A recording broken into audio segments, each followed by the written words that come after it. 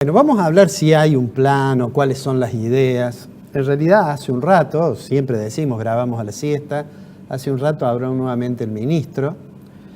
En la oportunidad anterior dijimos que había dicho muchas generalidades. En realidad, en esta oportunidad, prácticamente la ley que ha enviado al Congreso, que es una ley que tiene 55 páginas, es decir, la hemos leído rápidamente, en realidad de nuevo mencionó algunas cosas, otras no, de lo que estaba enviando, pero yo diría casi nada de lo que dijo uno podría considerar que es algo inesperado, digamos, porque en realidad durante el fin de semana ya se había filtrado mucha información respecto de lo que iba a anunciar el ministro, ¿no?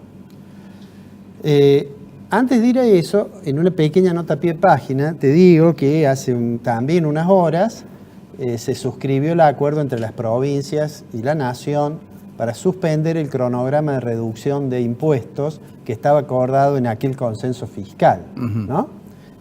Otro problemita más. Quiere decir que aquella idea que existía, que algunos impuestos que aparecían como muy distorsivos, como podía ser ingresos brutos, sellos, dependiendo de la particularidad de cada provincia, había un compromiso de reducción de esas alícuotas, digamos, o de esos impuestos. La pretensión era finalmente que no existieran. Bueno, eso se ha dejado suspendido, ¿eh? Voy a usar una expresión que usó uno de los gobernadores en la conferencia de prensa de hace un rato, que dijo, bueno, es como si tomáramos una foto de 2019 y reproducimos la foto en 2020, es decir, no bajamos, congelamos el cumplimiento durante un año, digamos, ¿no? Bueno, digo esto porque eso, sin lugar a duda, algunos sectores que sienten que la presión fiscal es muy alta, obviamente no es una buena noticia.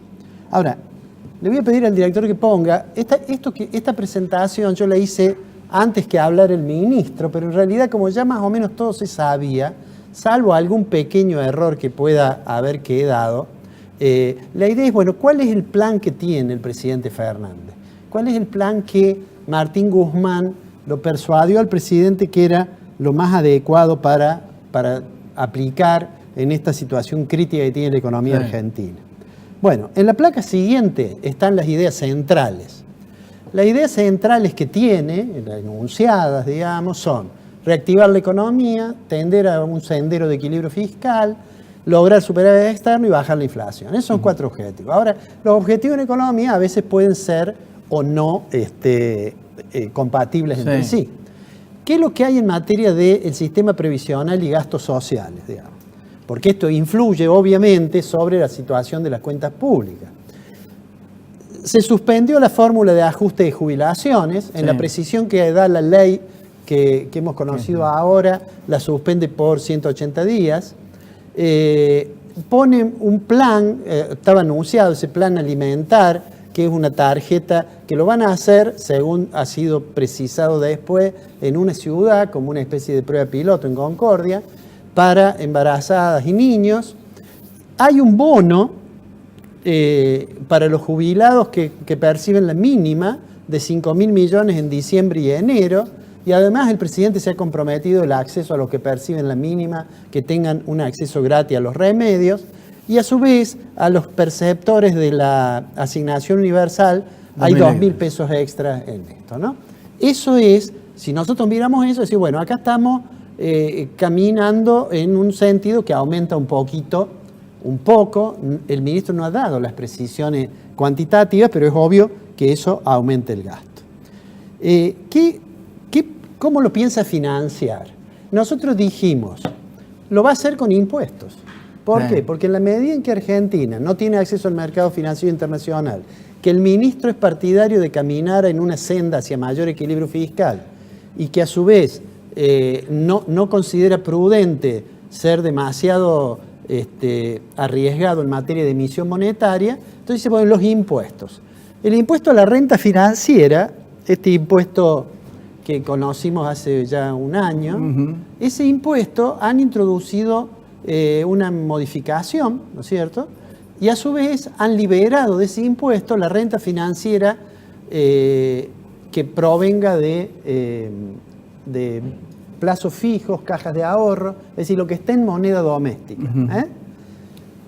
en la idea de decir nosotros tenemos que dejar de pensar en dólares, esta idea, ¿no? Bueno, por supuesto han subido las retenciones, la ley estaba viendo recién, da la posibilidad de que suba 3 puntos más todavía de lo que ya están las retenciones, porque 30, en realidad lo que ocurrió fue que se suprimió el techo que estaba establecido de 4 pesos y 3 pesos por dólar. Recordarás que cuando salió eso nosotros dijimos que eso era un error porque en realidad la inflación lo iba a ir deteriorando. Así es. Bueno, pero ahora se suprimió primero eso y ahora, si sale la ley, digamos, le autoriza al Ejecutivo a fijar las retenciones, en el caso de soja, hasta un máximo del 30%, dice la ley, ¿no? O sea que hasta un máximo del 33%, perdón. 33. Está en el 30%, hasta un máximo del 33%. Bueno, después están las compras con tarjetas, es decir, todo compras con tarjeta en moneda extranjera. Claro. Y allí está la compra en dólares. Yo ya le había agregado a la compra en dólares porque era obvio que si no, lo que ocurría es que el que tenía que gastar porque se iba de viaje, usted que es un hombre que viaja mucho, Fonseca, iba a llevar los dólares en lugar de usar la tarjeta. Claro. Bueno, ahora si va a buscar los dólares, aunque sean los $200 que están establecidos, tiene que pagar el 30%. lo va a pagar 200 más el 30% de impuestos. En materia de bienes personales, dan vuelto a las alícuotas anteriores, han aumentado las alícuotas, le da una facultad, la ley, además, eso no está puesto allí porque pero está en la ley, le da una facultad que puede, si esos bienes están en el extranjero, hasta duplicarle la alícuota de bienes personales. O sea, como una especie de castigo al que tenga el dinero en el extranjero. Y además hay una moratoria para las micro, pequeñas y medianas empresas, ¿no? Bueno, eso es por el lado de los impuestos. Ahora, ¿qué otra cosa tiene? En la siguiente imagen, ¿qué es lo que piensan del mercado de trabajo? Bueno, la idea del gobierno es que, como tiene cierto apoyo de los sindicatos, va a tratar de que los salarios no generen una puja distributiva muy fuerte que atente contra el objetivo antiinflacionario.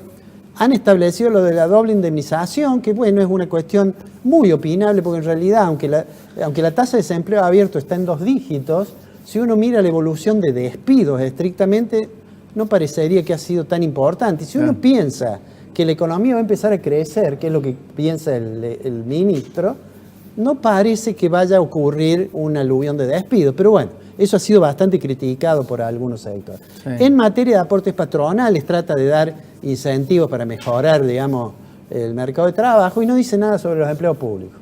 Yo honestamente creí que iba a decir algo, por eso estaba puesto ahí con signo de pregunta. Claro. Pero bueno, digamos, lo único que dice es que en la ley, lo faculta al Poder Ejecutivo a tomar decisiones de readecuar los organismos descentralizados, en fin, ¿no? Hay otro conjunto de cosas que no están puestas ahí y que sí están en la ley. Por ejemplo, hay un artículo que le autoriza al Poder Ejecutivo de emitir una letra a 10 años de plazo con tasa de interés que sea la tasa de interés que perciben las reservas internacionales del Banco Central, teniendo como máximo la tasa LIBOR menos 1 punto, y eso dice a 10 años que se paga todo en el vencimiento. ¿Eso qué quiere decir?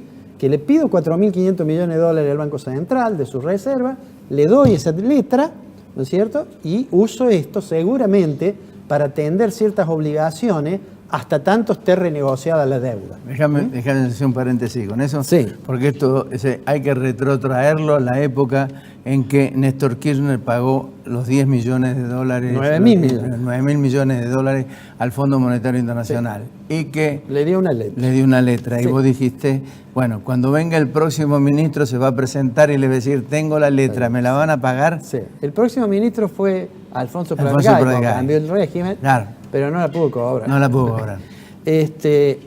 Bueno, ahora, hasta acá, y el ministro, fíjate, no ha mencionado casi la palabra inflación. No. Entonces, en la placa siguiente está la idea de los precios. Hasta ahora, lo único que han dicho de los precios es, bueno, en la ley está el congelamiento de las tarifas por 180 días. En la ley hay otra cosa llamativa, y es que las empresas proveedoras de energía de Buenos Aires y de Capital Federal pasan a depender ahora también de la nación. Yo espero que no tengamos que pagarle la factura de la luz a los porteños con los ingresos de las provincias, pero bueno. Piensan en un acuerdo de precios. Ha habido un avance, por ejemplo, en materia de los precios de los medicamentos. Ginés García anunció que le bajaron 9%. Por supuesto, alguien me va a decir lo habían aumentado antes, ya sé, Fonseca. Pero si lo aumentaron antes, por lo menos lo bajan. Y se han comprometido a mantenerlo durante cierto tiempo. Y la idea es decir, bueno, vamos a tratar de desdolarizar. En este periodo en el cual vamos a tener congeladas las tarifas, vamos a tratar de convencerlo a los prestadores de servicios públicos, a la gente que trabaja con energía, etcétera, de que tendemos que desdolarizar. Ahora, ¿cuáles son los riesgos? Que es la que recién estábamos viendo allí. Yo creo que el ministro lo dije los otros días, tiene hasta marzo del 2020 para mostrar que funcionó bien, sobre todo lo del acuerdo con los acreedores, ¿no es cierto? En ese periodo, la apuesta del ministro es que mejore el nivel de actividad. El primer riesgo es que lo que empuje la demanda agregada de la economía, el hecho de no hacer el ajuste fiscal e introducir, cierto poder de compra sobre jubilados, perceptores de pensiones o perceptores de la asignación universal, que ese empuje tiene que ser mayor que lo que el Estado está detrayendo del sector privado con las modificaciones tributarias. ¿A eso le va a ayudar, ¿sabe qué? El turismo. Bueno, el turismo le puede ayudar. Probablemente le puede ayudar. El turismo le puede ayudar. Pero lo central es que si el consumo se recupera, porque los sectores que tienen propensión a consumir más alta, porque son los sectores más bajos, consumen todo, eso puede ser. Entonces, si hay esperanza, y yo diría, alguna esperanza uno tiene que tener, ¿no? Hoy, ni bien habló el ministro, voy a comentar esto porque fue público, me llamó un periodista muy conocido, muy prestigiado, que es Jorge Cuadrado, para hacerme una nota por radio y al aire, por eso lo cuento, me dijo, ¿por qué tengo la sensación que estas cosas no funcionan? Y yo le dije, ¿tenés esa sensación? Él me había presentado como un economista veterano, con mucha experiencia. Yo dije, porque hace mucho que vivís en Argentina y has visto muchas veces programas que no han funcionado. Así es. Pero uno tiene que mantener cierta esperanza. Lo peor que le puede pasar al gobierno es que haya una reversión de estas expectativas relativamente favorables que todo gobierno tiene al comenzar, o que tenga tensiones internas, porque hacia el interior de la alianza gobernante tengan miradas distintas, digamos. Me parece que eso lo tenemos tiempo para ver de aquí a marzo. De aquí a marzo, Martín Guzmán se juega o a ser un ministro que tuvo éxito o que muchos lo recuerden como Guzmán el Breve.